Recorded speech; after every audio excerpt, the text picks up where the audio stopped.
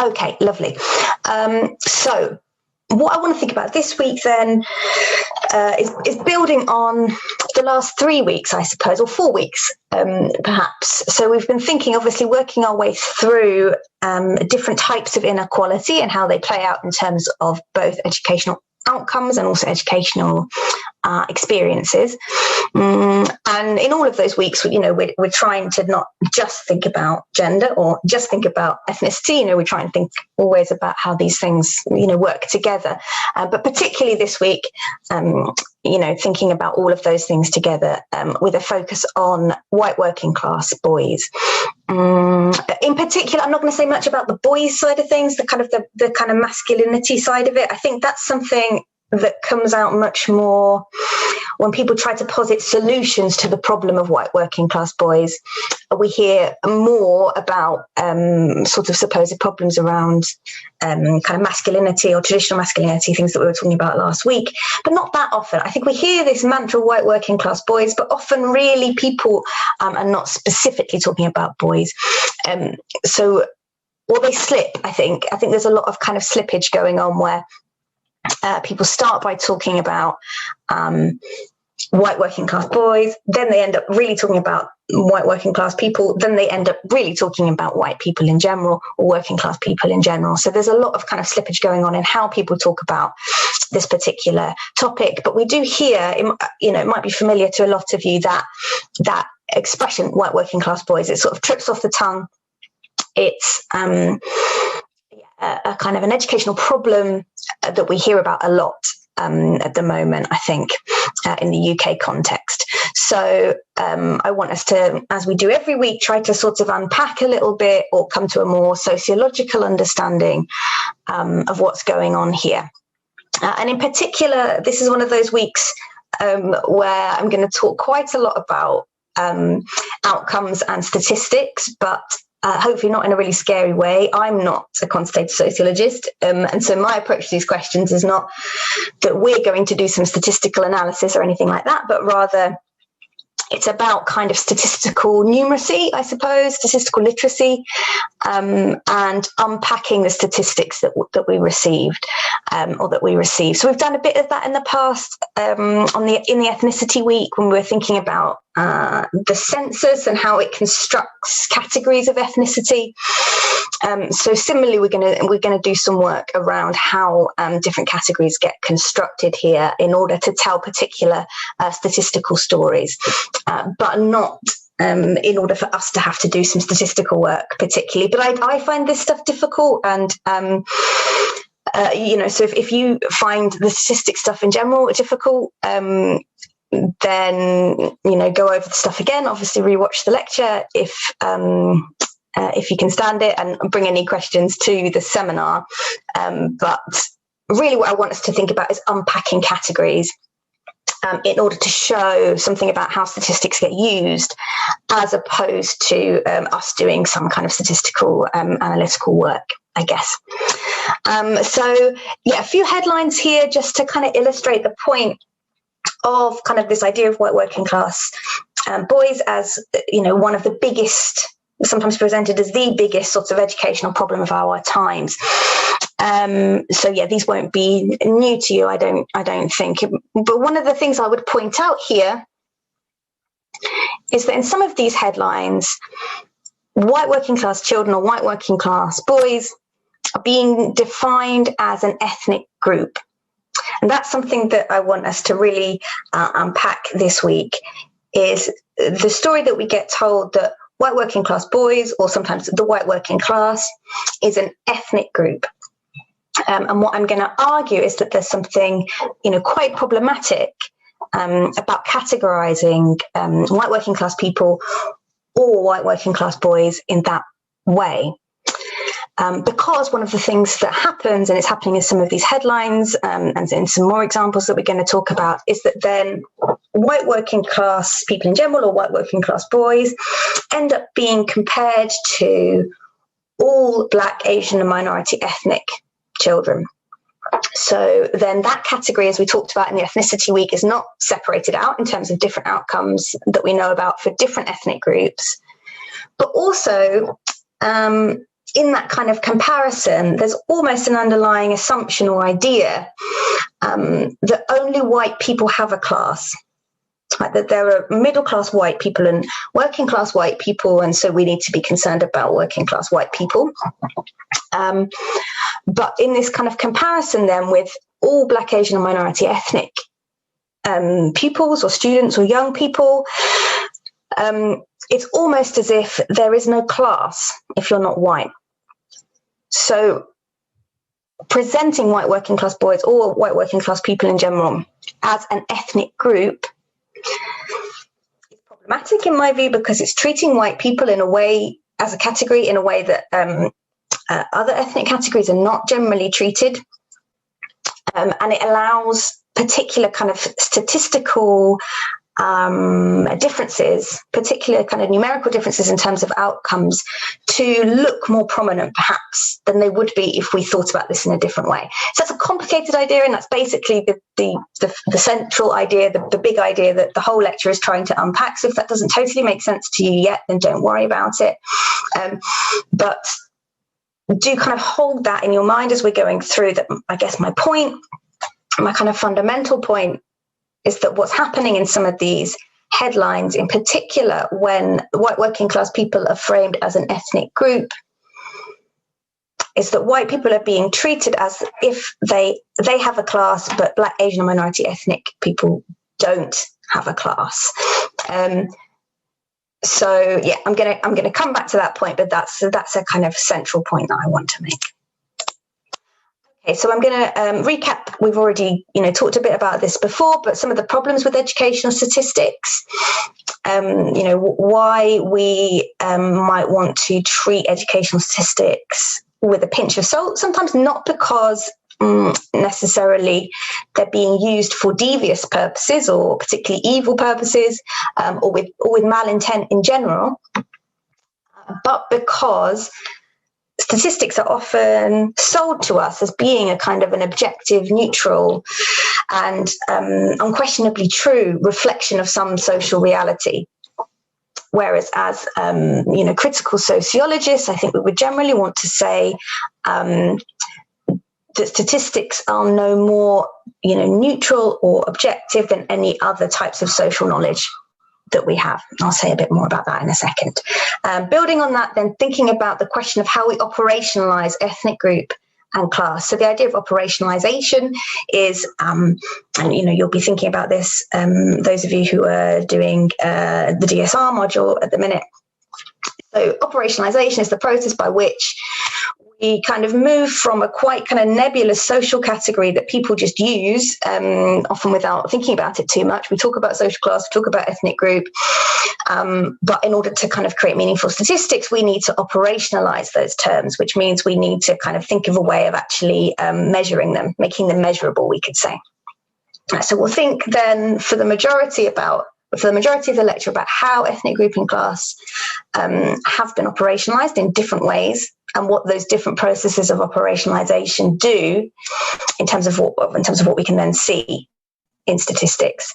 And then finally, a point about, so this final point I draw from an economist called Claire Crawford, who has made the point, other people have made this point, that actually the particular use of statistics that I'm going to be talking about around white working class people as educational underachievers, that serves a particular political purpose, right? That there might be a broader kind of political purpose to explain why we constantly see this particular story about white working class underachievement. So yeah, just to recap, like I said, we kind of skirt around this a bit when we were talking about ethnicity earlier on. So I would argue, and not all sociologists would agree, but as a kind of critical qualitative sociologist, I guess, I would say that just as kind of qualitative data, interviews or field notes, ethnographic field notes, or discourse analysis, or whatever,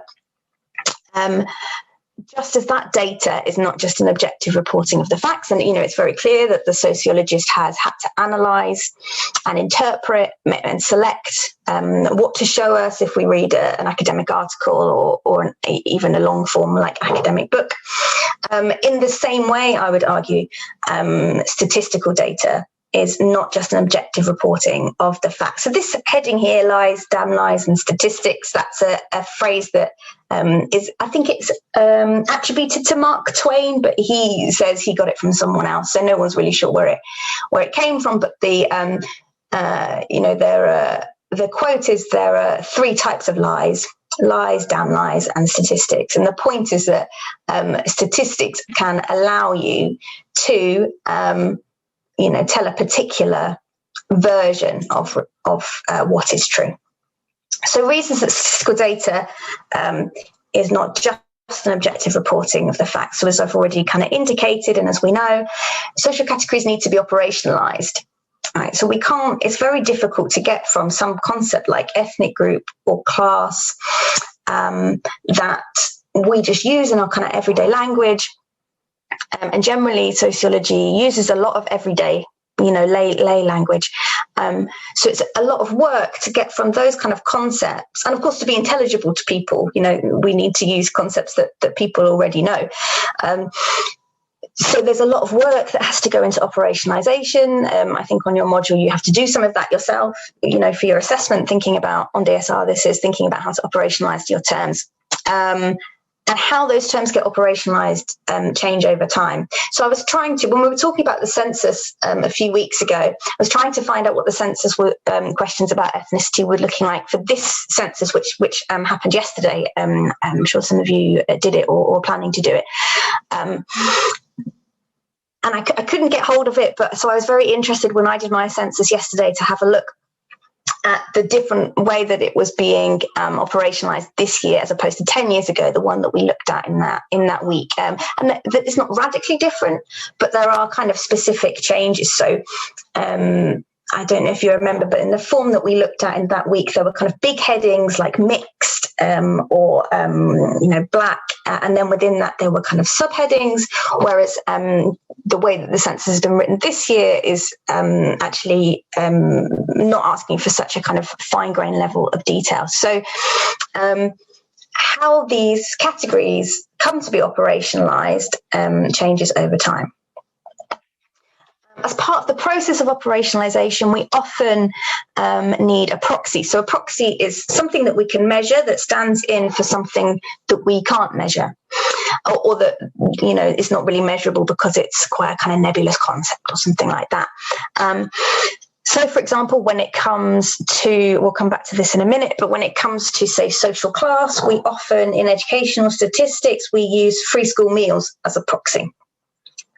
So whether or not somebody has been on free school meals at some point over the course of their educational career is often used as a proxy for social class. And there are other kinds of proxies that we can use. We can use self-identification. Of course, we can use kind of occupation, income, these kind of things, or we can use a combination of them. But those decisions will then have an effect on what we can actually see and what we then have to say about something like social class. Statistics can't speak for themselves. So just like any other type of raw data, they require analysis by somebody. They require the intervention of a human being who is going to analyze what's there. And interpret it, and however kind of light touch we try to be with that kind of interpretation, and of course we are responsible and we try to be honest, but there still is that process of analysis and of figuring out or deciding what the important questions are to actually ask of the data. So statistics aren't able to simply speak for themselves. And then finally, even as sociology students or as, sociology lecturers, we generally get access to statistics in a mediated form. So even if we're reading policy documents or government policy, like NGO documents or charities documents, or, very long reports written by academics, most of us get most of our statistics in a mediated form. So there's the first part, which is the actual analysis that happens, in SPSS or whatever stuff, or in Excel, stuff that you might be doing at the minute. There's that stage, and then there's a further stage, which is actually when people come to write a report and try to kind of make that readable and something kind of qualitative, in a sense, so that people can actually, interpret or kind of understand what they're seeing in the data. There's that process as well, which kind of mediates the relationship between us as the reader and the statistics. So for kind of all of these reasons, this doesn't mean statistics certainly doesn't mean they're useless or deceitful, something like that. But just like, when we read qualitative data, we're mindful, I think, of the researcher and their role and the fact that they have been a crucial part in collecting that data and in understanding the data and then mediating that data, getting it to us. I think we're used to thinking about kind of qualitative work in that way, but I would say we would want to think about quantitative work in a similar way. It's not just a kind of a neutral reporting of the facts. Let's start now drilling down into some of the kind of specifics of where the claims about the poorest educational outcomes being for white working class boys and white working class people kind of in general. So let's start by thinking about how social class is being operationalized. So like I've said, there are different ways of operationalizing this, but one way that's become increasingly popular, universities use this data a lot, and academics do it, but also politicians are quite familiar with this data. So it's called POLAR data. Now I'm going to forget exactly what it stands for. It's participation of local areas. Yes, it is participation of local areas data. So essentially this map is showing us rates of university participation depending on where in the country you are from. So it's not about where you live if you are a student, but rather where, your family home or the place kind of where you grew up, or however you think of kind of your home. This map is showing kind of how likely you are to go to university based on whereabouts you're from in the country. So the darker blue are areas which have high university participation rates, and then going all the way to red, POLAR 1, those areas which have the lowest participation rates. So we can see there's plenty of sort of variety over the country.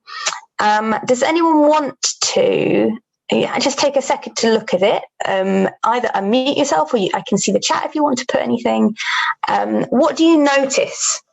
Does anyone notice anything about the pattern here in terms of high participation areas in blue going down to very low participation areas in red? Does anyone notice anything about this pattern? What are we looking at?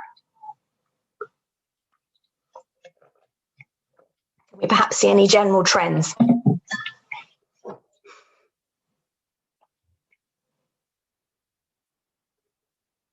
I'll just wait a sec because I know it's quite small. People needing to peer at it, especially if you're on your phone. Wow, somebody managed to put an arrow on it. That's quite impressive.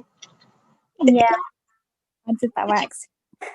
Excellent. I was wondering what it signified, but I was really impressed that I didn't realise you were able to do that. That's really interesting.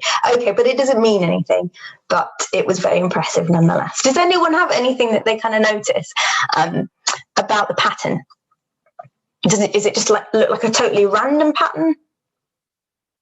What do we notice?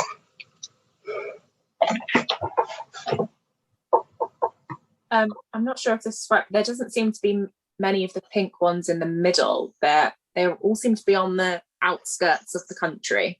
Yeah, excellent. So what we see is a pattern where there is kind of centralized, we could say, university participation. So there are particular areas that are very dense in terms of university participation, and they tend to be in the centre of the country. So areas that are perhaps more remote, and in particular, a lot of these are seaside areas, North Cornwall, East Anglia, North Wales, not all of the seaside areas, but there's a kind of a bit of a pattern of the coast having lower participation. Yeah. Anything else that anybody notices? Maybe connected to that.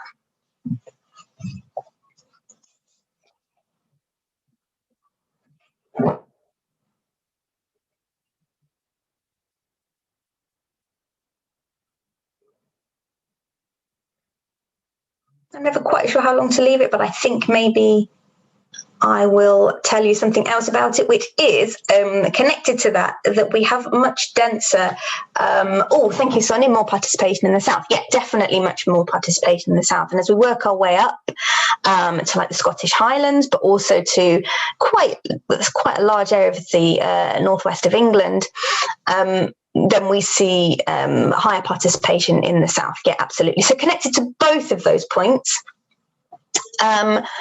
It's also more industrial areas.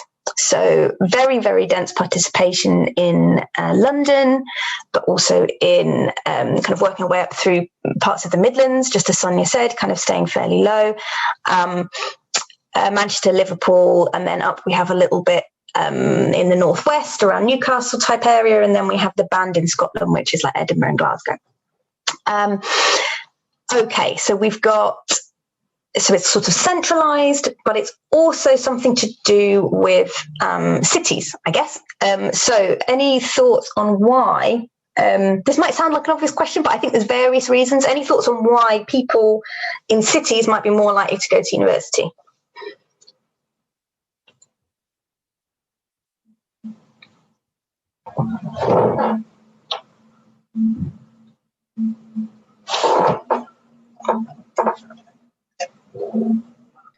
They may have more access to services. Like cities generally do have like not just universities, but like different universities, like metropolitan universities. So there's more variety, and also there is more reason to be drawn to a city. Maybe transport links, employment, placements, and stuff like that. Yeah. Brilliant. Yeah, so loads of good stuff there. Yeah. So people who live in cities already have a lot of options for going to university and staying at home. So, we've talked in previous weeks about kind of non-traditional students, so by that I mean working class students in particular, but also some ethnic groups are more likely to want to stay at home to go to university. So if that would be a consideration for you, then that might make it, if you live in London or if you live in Manchester, then that's obviously much more of a possibility for you. If we look down here to some of, North Cornwall, or right out in East Anglia or something like that. And the second excellent point that Ella made as well, the transport links. So like East Anglia has famously terrible transport links and you can't get anywhere. London has lots of money spent on its public transport. So it's easier to get to a university from home. But also there are universities around, and variety as well. I mean, London has really, it has very, very, some of the most prestigious universities in the country. It has, exactly as I said, metropolitan universities, some more kind of teaching focused universities, specialist universities, Birkbeck, which does evening classes for people who work, blah, blah, blah. So, if you live in London, there's a pretty good chance that you might seriously consider staying in London in order to study. As opposed to, if you live in North Wales, let's say. So it makes it easier to make the decision to go to university if you wouldn't have to move home to access the type of university that you'd be interested in going to, and that's especially if you don't have huge amounts of money, and also for some ethnic groups we know as well. Okay, any other reasons why people in cities might be more likely to go to university? Maybe less practical and a bit more cultural. Can we say like people that are in like cities, their parents are more likely to be working in like jobs that are more like desk, like at the desk, whereas in an office, whereas if you're like in a countryside, you'll have more like, you might have like a family business or something like that, so you'll stay there rather than wanting to go into like education and get another job.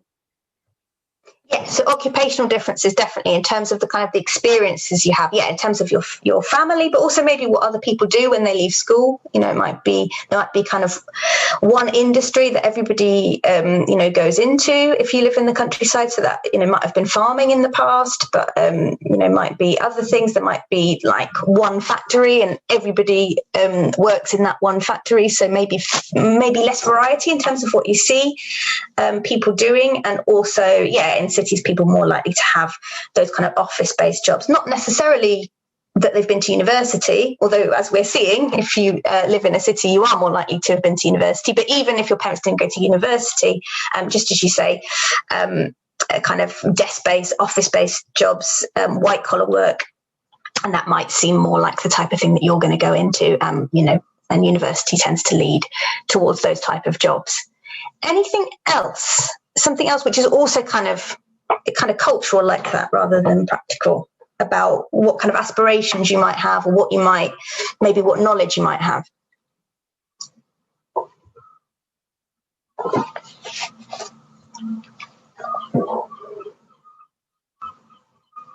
What I'm wondering about here is, and some of you might have had this experience if you are from cities, universities have to, as part of their access agreements with the government, they have to do outreach in local schools, and in particular around kind of widening participation and getting students to go. It doesn't have to be local schools generally, but of course, just practically speaking, it's likely to be local schools. So universities will do all sorts of kind of outreach projects with schools and colleges to try and encourage students to go to their university, essentially. So if you're near a university because you're in a city, then you're much more likely to have had this experience. And, I've had students in previous years from particular areas of London, and by the time they got to the end of sixth form, they'd been involved in like 4 or 5 different kinds of like widening participation or other sorts of outreach schemes. Of course, if you don't live near a university, then you're not going to have those opportunities. So that's one reason. But also just having a university in your local area makes universities, I think, seem like kind of normal things. They're kind of part of your landscape, part of what you understand. Even if no one in your family ever went to university, you might not know any university lecturers. But if you live somewhere with a university, especially like perhaps a smaller city or a medium-sized city, there's a reasonable chance you might know people who work there doing other jobs, doing admin jobs, or in security or other kinds of jobs. And university might just kind of be sort of part of your landscape, something that you kind of understand, even if you don't then stay in your city, even if you go somewhere else. And so, for all of these kinds of reasons, we know that people who live in cities is sometimes significantly more likely to go to university than people who come from the countryside. And, we've known that for a long time. So that is really important. But the reason I've kind of gone through all this, thinking about our topic this week and how we might want to be operationalizing class, is that this data, which has become, incredibly significant in terms of policy making and in terms of how universities think about widening participation and so on, this data is used as a proxy for social class specifically. So, for example, a report a couple of years ago, which was about, again, white working class people and participation in university, using this data, right, but using the expression white working class. And so it was reported a lot at the time, the Mail, for example, but other papers saying the universities where less than 5% of students go to working class white students, right? So this is the term working class white. And it's using this data. So I think that's quite a problematic use of this data, because of course we're seeing something important, and low participation is a problem. But I don't think low participation by area is a good enough proxy for class, because we are in danger of ending up saying that inner cities are wealthier places than rural areas. And if we look at other kinds of measures, then we know that that's not the case. So for all the reasons I've just talked about around access, you know, kind of more cultural reasons as well as more practical reasons, those are the explanations, I think, for why we see this pattern. And, you know, maybe certainly for some people that has to do with class, right? But for example, with, you know, when we were talking about, you know, if you live in London, you can stay at home to go to university more easily than if you live in the Highlands of Scotland. So if you're working class and in the Highlands of Scotland, you're less likely to go to university than if you're working class and living in London. So that's telling us something important, but it's not telling us that the person in the Highlands of Scotland is more working class or is of a lower socioeconomic group than the person who lives in London. We need other measures to tell us that, right? So I think we're getting into kind of a slightly kind of dangerous situation is happening now, where this polar data is being used to mean class. And it relates a little bit, I was trying to sort of drive at this a bit in the seminars, I think probably unsuccessfully last week, with the reading that we did, where Ward, the writer, he was talking about the South Wales valleys, right? So we can see it on the map. So the very, very south of Wales here, we have like Cardiff and Swansea, so reasonably good participation, largish cities, few universities, and then just above it, quite a dense red patch there. That's the South Wales valleys, very low participation in that area. So that's a problem. But Ward in that article is using that to sort of identify it as a white working class place, and therefore all of his participants are understood as white working class, even though he actually said, well, firstly, that they weren't all white, but secondly, a number of them had parents who had been to university or were basically, I would say, from lower middle class backgrounds. So I think there's a danger in thinking of areas as having a class somehow, and then trying to kind of measure that by thinking about university participation. I think what we're measuring here is something different, and it's a little bit dangerous to understand that as class. Okay, moving on to other ways that social class is often identified or often operationalized. So often we have kind of self-identification. So about 60% of the white population identifies themselves as working class. So this is really different from some other countries, the US, for example, where middle class is kind of understood to mean sort of normal, you know, just a kind of ordinary person. And then working class is used more often to mean kind of poor, I guess. And then upper class is used to sort of perhaps define what we often in the UK call middle class. So our British way of understanding class is very confusing. But we use often working class to mean like normal, like not particularly posh. Right. So 60%, and that number hasn't changed since the early 1980s, even though there've obviously been huge differences, changes in terms of occupational structure and so on. So about 60% of the population of the white population, identifies as working class, right? So majority of people. So that's one way to think about what we mean by working class, but often in educational statistics, what we actually have as a kind of definition of social class is closer to we would call kind of significantly disadvantaged people. So free school meals, as I said before, is often used as a proxy for disadvantage. So it's about 12%, about 1 in 10 of the white population are on free school meals, and that's at some point in their educational career, and that's a proxy for disadvantaged, right? But it's also quite often and increasingly actually used as a proxy, not for disadvantage, but for working class. So that's a massive discrepancy then. By social class or by working class, do we mean the sorts of 12% of white people, white children who are on free school meals and their families, so quite a small minority, or do we mean the 60% of the white population who identify as working class? That makes a massive difference. And especially when we get headlines like the ones that I've been talking about, where that term working class is not really explained particularly clearly, when we read it, we possibly often think that what's being talked about is a majority of people or a large number of people, when actually quite often what's being talked about is a really small number of people. So, for example, like quite recently, a few years ago, there was this report from the House of Commons called Underachievement in Education by White Working Class Children. And they use free school meals as their measure. So they just have two classes of people, young people who are on free school meals at some point, and people who've never been on free school meals. Right? So we have 12%, so that's 80% over here. And so they kind of acknowledge, the committee that write the report, the logical result of equating free school meals with working class. What that means is that 85% of children are being characterized as middle class or above.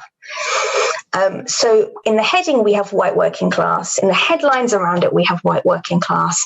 Sounds like it means a large number of people because of self-identification and our kind of everyday way of using working class as a term, our lay understanding of working class. Even though, as they acknowledge themselves in the introduction, if we use free school meals to mean working class, then we have a very large majority of people actually being middle class, classified as middle class. And so we only have a very small number of people classified in that case as working class. And that makes a big difference.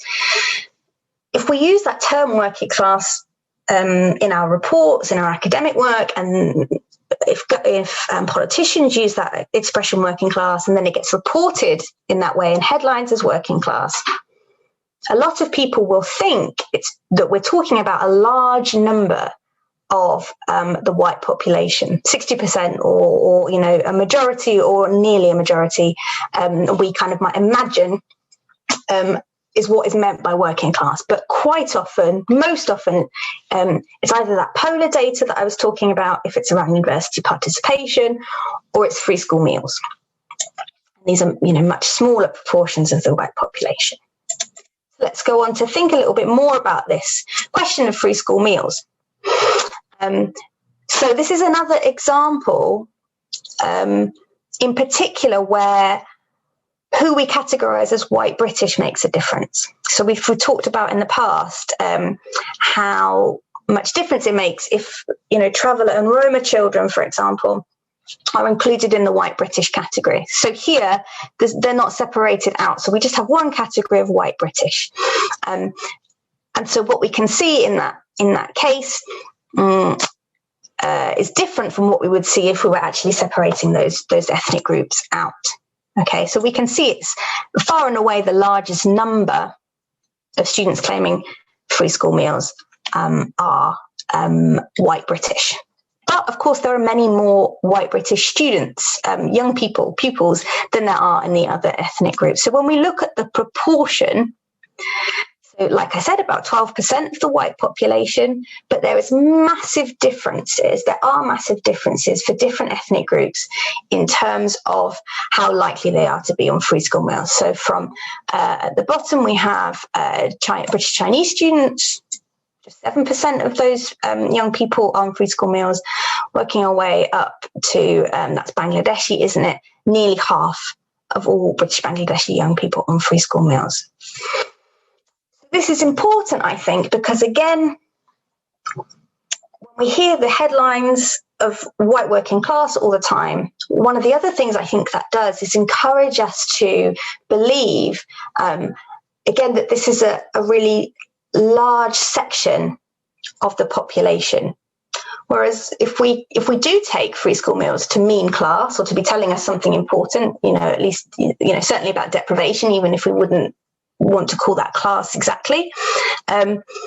if we think that's important, then we need to know not just how many white children are in that category, but we need to know how many children from all of the other ethnic groups are also in that category. And by seeing that, by kind of looking at that, we again get a different picture than if we just kind of focus on the white group as if that's the only ethnic group that suffers disadvantage, or almost as if it's the only ethnic group that has a social class, right? So it's not necessarily that this discourse implies that all Black, Asian and minority ethnic young people are middle class. I think that question isn't even posed a lot of the time. The question of, the class of non-white people is not really often posed when we get this story about white working class young people.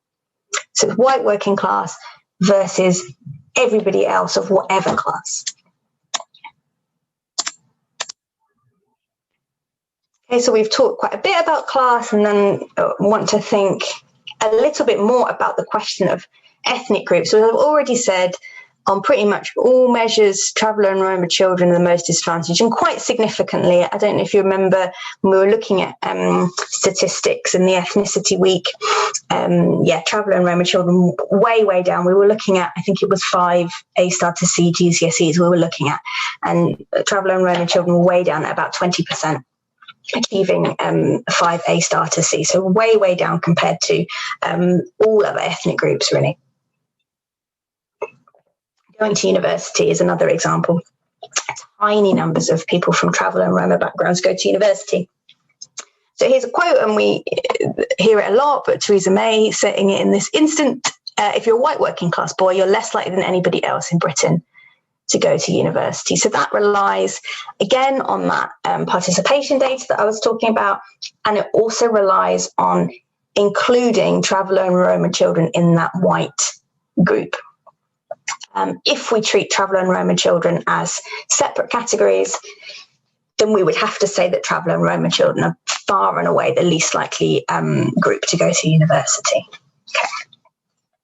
So this relates to something that is in the reading. So the reading isn't really clearly linked to this week's topic, but it has to do with a particular group of young children. So the children of Eastern European migrants to the UK. So they're white children, but they're the children of migrants from Eastern Europe.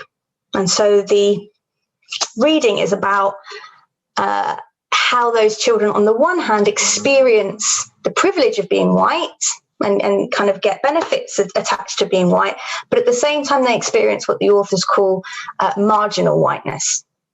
Right, so there's a kind of a long history of making kind of political decisions about who counts as white and who doesn't in different contexts. So, some historical periods, Jewish people haven't been considered to be white. We now consider Jewish people to be white.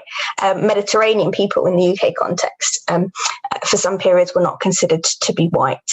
And strangely, even working class white people were sometimes talked about using the word Negro, because how we kind of conceptualize different groups in this way is completely political, and it changes over time. So in the reading, there's this experience of kind of marginal whiteness, of sometimes being called in and included, like in statistics, if traveller and Roma children, for example, are included in the statistics, they're being called into the white category.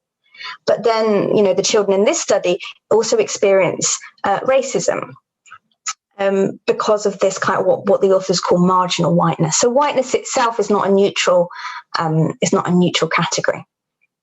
As we've talked about kind of lots of times on the module, we see different things if we compare white as a category to each individual other ethnic category that we're interested in, compared to, as the headlines and the narrative often does, comparing white to everybody else, as if there were 2 ethnic categories.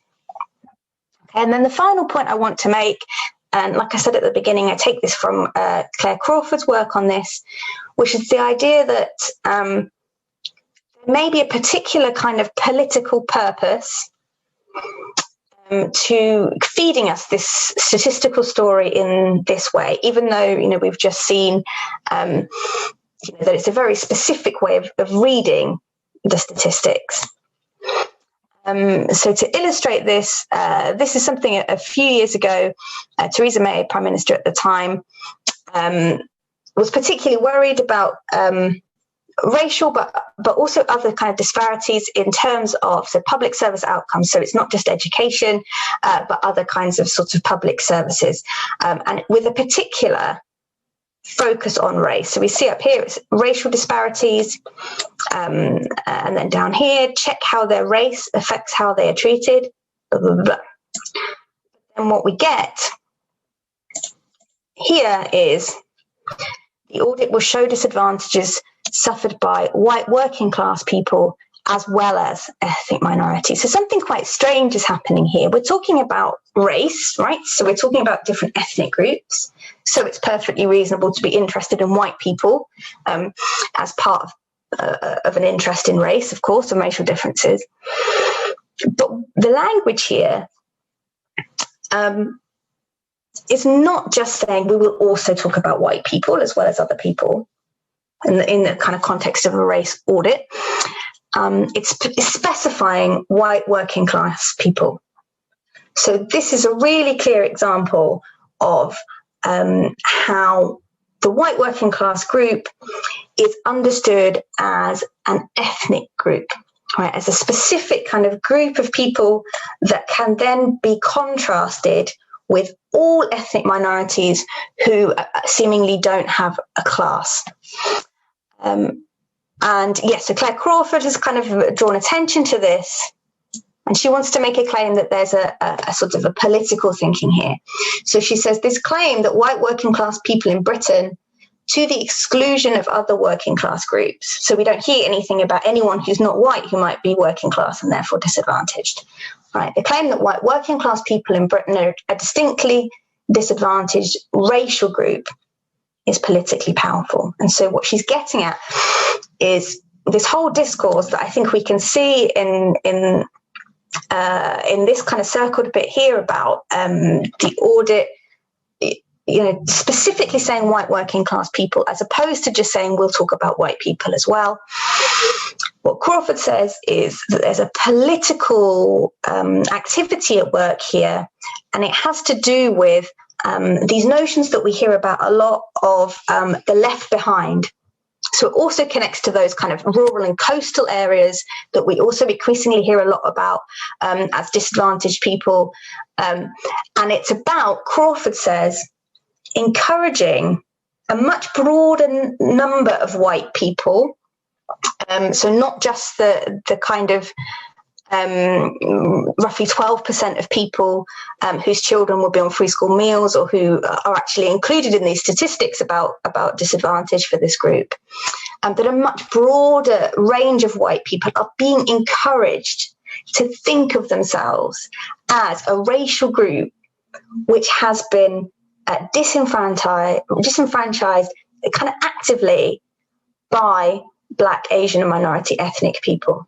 So her argument, and this is quite a radical argument, but she says this is part of a whole political movement or political kind of moment that is trying to encourage a large number of white people to feel that they have been actively disenfranchised and that they are losing out by a kind of monolithic Black, Asian and minority ethnic group.